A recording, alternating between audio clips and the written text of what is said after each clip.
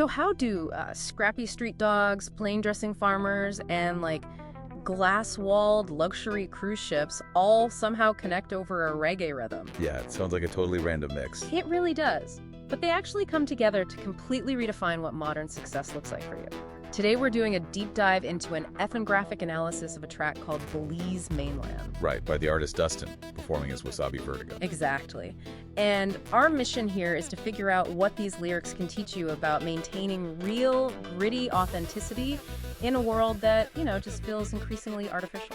Well, the track really builds its entire philosophy around this massive spatial shift. Like, it's moving the listener from a space of pure illusion to one of hard mechanical reality. Like a physical move. Yeah, but also mental. It introduces the core tension behind his stage name. So the Vertigo is the dizzying, dangerous heights of curated success. Okay, right. And the Wasabi is the grounded, kind of spicy friction of reality. I love that. And the lyrics actually set that up early on by talking about leaving behind Deck 9 dreams for the mainland beat. Yes, Deck 9 being the cruise ship. Right, the climate-controlled luxury of a cruise ship. It's just pure passive consumption. Exactly. You observe the world without ever actually touching it. It's basically like navigating a vibrant foreign city entirely through Google Street View. I mean, you get the visual aesthetic, but you never smell the exhaust or, feel the humidity or risk getting lost. That's a great analogy. And that insulation is exactly what the artist is escaping through what the analysis calls an existential migration. An existential migration. Yeah, so it's not just moving physical locations. Yeah. It means fundamentally changing how you exist in the world.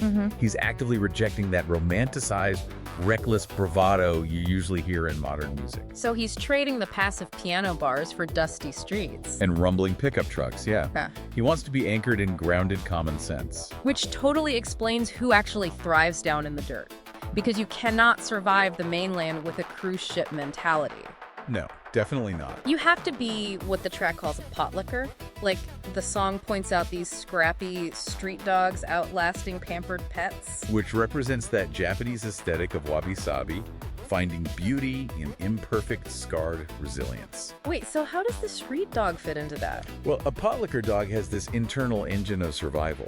It hustles for everything, right? Oh, sure. But a pampered pet, much like that Deck 9 traveler, requires a constant influx of external resources and upgrades just to exist. And when the environment gets tough, the artificial system just fails. Exactly. But the potlucker adapts. Okay, I'm struggling to see the connection on this next point from the sources, though. Which part? You've got this fast-paced reggae dance mix, but then the artist pivots to heavily contrasting the local neon nightlife with Belize's Mennonite farmers. Yeah, it stands out. It really does. Why highlight off-grid traditional agricultural communities? It feels like it totally kills the momentum of a hype track. I mean, it seems counterintuitive, I'll give you that, but it reveals who actually holds the power. Those Mennonite farmers live incredibly quietly. Right. Yet they provide up to 85% of the country's dairy and poultry. Wait, 85%? Yeah, they are the unseen backbone of the nation. So the artist uses them to prove that true influence comes from being the essential foundation of a culture. The quiet powerhouse. Exactly, rather than just being the loudest voice in the room demanding attention. Okay, so if the society runs on that kind of quiet, essential resilience, how does an outsider actually navigate interacting with people down on the street? Well, the lyrics emphasize patience before thirst. Right, rejecting the typical loud, transactional bravado tourists usually bring. Yeah, in a close-knit community, your nonverbal energy and your honesty hold all the currency. A sincere good evening isn't just polite, it actually functions as a moral test. A moral test. How so? The local women act as cultural gatekeepers. They use that simple greeting as a mechanism for trust. Yeah, by forcing you to look them in the eye and say, good evening, they are testing if you view them as equals or just, as background scenery for your vacation. That immediately filters out the arrogant tourists. It really does. They demand authentic energy and respect. They expect an ethic of learning as I go, which the artist admits to in the song. Right. And that highlights how our fast-paced digital interactions totally strip away that patience before thirst for you. Right. Like, we are so trained to curate a perfect first impression online that it's super easy to forget the value of just showing up vulnerable and willing to learn. And that right there is the ultimate balance of the Wasabi Vertigo philosophy. Wasabi and the Vertigo. Yes, you must embrace the wasabi, so the harmony, the spice, the appreciation for the rough rust of reality. To keep from falling prey to the vertigo. Exactly, that dizzying illusion of the curated life. Without the rust, you lose your footing entirely.